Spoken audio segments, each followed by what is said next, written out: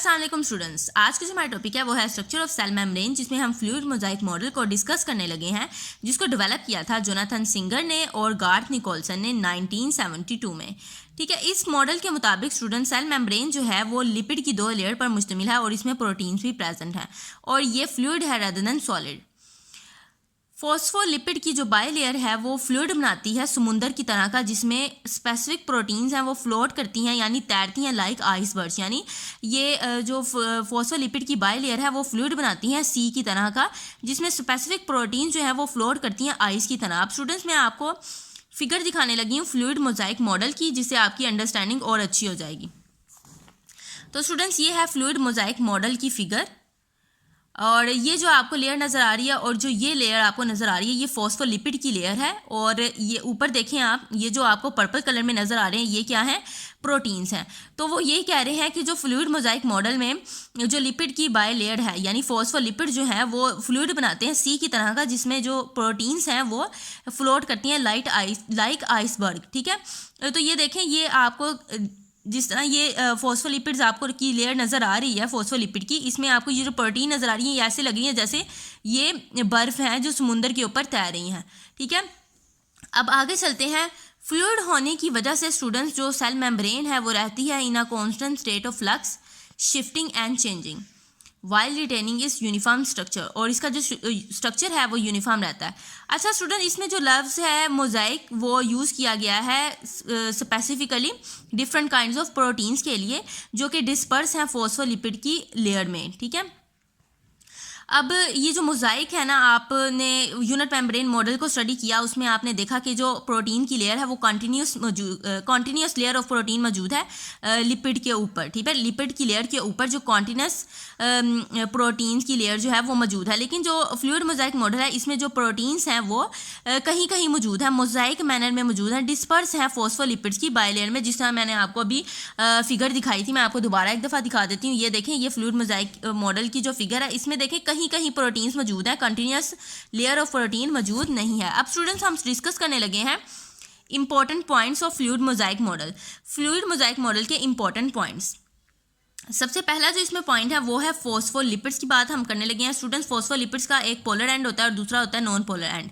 ठीक है, जो नॉन पोलर एंड होता है ना वो टेल होती हैं फॉस्फोलिपिड की। ठीक है, जो फॉस्फोलिपिड्स की टेल है वो क्या है, नॉन पोलर है। ठीक है, दोनों फॉस्फोलिपिड की बाय लेयर फॉस्फोलिपिड की जो लेयर्स हैं उनकी जो टेल्स हैं वो एक दूसरे को अट्रैक्ट करती हैं। ठीक है, एक दूसरे को ये टेल्स क्या करती हैं, एक दूसरे को अट्रैक्ट करती हैं, लेकिन ये वाटर को रिपेल करती हैं। ये क्या होती हैं, हाइड्रोफोबिक होती हैं। हाइड्रोफोबिक का मतलब होता है वाटर ड्रेडलिंग, यानी वाटर हेटिंग। ये वाटर को ज़्यादा पसंद नहीं करती, इसलिए ये वाटर को रिपेल करती हैं, लेकिन दोनों लेयर्स की जो टेल हैं वो आपस में एक दूसरे को अट्रैक्ट करती हैं। इसके अलावा जो पोलर एंड होता है, पोलर स्फेरिकल हेड होता है फॉस्फोलिपिड्स का।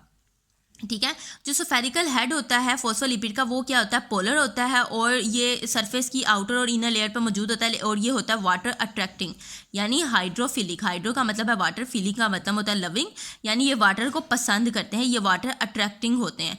ठीक है, अब मैं आपको दिखाने लगी हूँ फॉस्फोलिपिड्स की लेयर, जिसमें आपको मैं दिखाऊंगी कि नॉन पोलर और पोलर एंड्स कौन से हैं। ये देखें स्टूडेंट्स, ये आपको फॉस्फोलिपिड्स नज़र आ रहे हैं, ये जो आपको नज़र आ रहे हैं अंदर ये क्या है, टेल है। ठीक है, ये फॉस्फोलिपिड की क्या है, टेल है, जो कि नॉन पोलर है, और दोनों जो लेयर्स हैं उनकी टेल जो है आपस में एक दूसरे को अट्रैक्ट करती हैं और वाटर को रिपेल करती हैं। जबकि आप ये देखें, ये जो पोलर स्फेरिकल हेड क्या है, पोलर है, ये क्या करते हैं, वाटर को अट्रैक्ट करते हैं। ठीक है, अब हम नेक्स्ट इंपॉर्टेंट पॉइंट की तरफ चलते हैं। वो कौन सा है, नेक्स्ट वन है कोलेस्ट्रॉल। तो कोलेस्ट्रॉल भी सेल मेम्ब्रेन में प्रेजेंट होता है, और ये जो यूकैरियोटिक सेल हैं उनकी ऑर्गेनेलिस की मेम्ब्रेन में भी कोलेस्ट्रॉल मौजूद होता है। कोलेस्ट्रॉल हेल्प करता है मेम्ब्रेन को लेस परमिएबल बनाने में वाटर सोल्यूबल सब्सटेंसेस के लिए। इसके अलावा जो कोलेस्ट्रॉल का रिजिड स्ट्रक्चर है वो मेम्ब्रेन की स्टेबिलिटी के लिए भी अहम है। अब मैं आपको दिखाती हूँ कोलेस्ट्रॉल कहाँ पर मौजूद है सेल मेम्ब्रेन में। तो ये देखें स्टूडेंट्स, ये इसमें ये जो आपको येलो कलर का नज़र आ रहा है ये क्या है, कोलेस्ट्रॉल है। ठीक है, ये देखें नज़र आ रहा है आपको, ये क्या कर रहा है कि जो सेल मेम्ब्रेन है उसको परमिएबल, लेस परमिएबल बना रहा है वाटर सोल्युबल सब्सटेंसेस के लिए। इसके अलावा इसका जो रिजिड स्ट्रक्चर है ये क्या कर रहा है कि जो सेल मेम्ब्रेन है उसको स्टेबलाइज कर रहा है, यानी स्टेबिलिटी प्रोवाइड कर रहा है सेल मेम्ब्रेन को। नेक्स्ट चलते हैं हम मेम्ब्रेन प्रोटीन्स की तरफ स्टूडेंट्स, तो मेम्ब्रेन प्रोटीन दो तरह की इसमें मौजूद होती हैं। Number 1 is the peripheral protein, कुछ होती हैं, और कुछ होती हैं इंट्रिंसिक प्रोटीन। पेरिफेरल प्रोटीन्स ऐसी प्रोटीन होती हैं जो सेल मेम्ब्रेन की सरफेस जो है उसकी इनर और आउटर सरफेस पर मौजूद होती है, जबकि दूसरी होती है इंट्रिंसिक प्रोटीन। इंट्रिंसिक प्रोटीन ऐसी प्रोटीन्स होती हैं जो कि एम्बेडेड होती हैं लिपिड बायलेयर में, धंसी हुई होती हैं, ठीक है। और ये जो इंट्रिंसिक प्रोटीन है ये हेल्प करती हैं आयंस को और दूसरे मॉलिक्यूल्स को प्लाज्मा जो सेल मेम्ब्रेन है उससे मूव करवाने में। इसके अलावा कुछ अटैच होती हैं सेल की इनर स्कैफोल्डिंग में, यानी साइटोस्केलेटन के साथ कुछ अटैच होती हैं, और कुछ जो सेल के आउटसाइड मॉलिक्यूल्स मौजूद हैं उनके साथ अटैच होती हैं। अब मैं आपको दोनों प्रोटीन सिखाती हूँ। स्टूडेंट्स, ये जो आपको नज़र आ रही हैं ऊपर, ठीक है, ये इनर और आउटर सरफेस पे मौजूद होती है। ये यहाँ पर मौजूद है और यहाँ पर मौजूद है, ये क्या है, पेरिफेरल प्रोटीन है। जबकि ये दोनों जो मौजूद हैं, ये जो आपको नज़र आ रही हैं एम्बेडेड हैं ये लिपिड बायलेयर में, ये कौन सी हैं, इंट्रिंसिक प्रोटीन। नेक्स्ट चलते हैं हम कार्बोहाइड्रेट्स की तरफ। तो students, small amount of carbohydrate भी मौजूद होती है सेल मेम्ब्रेन के अंदर, और ये तो या तो यूनाइट करेगी, हाँ, ये दो तरह से प्रेजेंट होती हैं, या तो कार्बोहाइड्रेट्स प्रोटीन के साथ यूनाइट होते हैं, या तो ये लिपिड के साथ यूनाइट होते हैं, ठीक है। ये जब ये प्रोटीन के साथ यूनाइट होंगे तो इनको हम कहेंगे ग्लाइकोप्रोटीन, और जब ये यूनाइट करेंगे लिपिड के साथ तो हम इनको क्या कहेंगे, ग्लाइकोलिपिड्स कहेंगे, ठीक है। ये कार्बोहाइड्रेट्स और जो कुछ पोर्शन है प्रोटीन का और लिपिड का वो क्या बनाते हैं, ग्लाइकोकैलिक्स बनाते हैं। ग्लाइकोकैलिक्स कहते हैं सेल कोट को, ठीक है। सेल कोट को हम कहते हैं ग्लाइकोकैलिक्स। अच्छा, ये कॉम्प्लेक्सली अरेंज होता है। इसके अलावा जो शुगर मॉलिक्यूल की डिस्टिंक्टिव शेप होती है वो एक्ट करती है as a fingerprint for each cell type. अब ग्लाइकोकैलिक्स है वो नेसेसरी क्यों है, इसकी इंपॉर्टेंस क्या है, तो स्टूडेंट्स ये क्या करता है, सेल टू सेल रिकॉग्निशन के लिए ज़रूरी है। इसके अलावा जो सर्टेन सेल का बिहेवियर है उसकी रिकॉग्निशन के लिए ज़रूरी है, और ये की कंपोनेंट है एनिमल में सेल बिहेवियर की कोऑर्डिनेशन के लिए। अब मैं दिखाती हूँ कि ग्लाइकोकैलिक्स कहाँ पर है।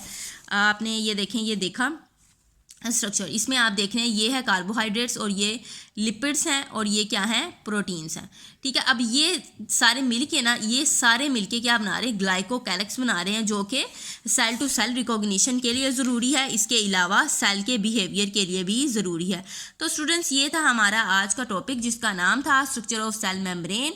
अगर आप चाहते हैं इसे नेक्स्ट टॉपिक की वीडियो आपको फ़ौरन मिल जाए तो सब्सक्राइब माई चैनल और नीचे जो बेल आइकन है उसको प्रेस करना मत भूलिएगा। मिलते हैं हम अपनी नेक्स्ट वीडियो में। अल्लाह हाफिज़।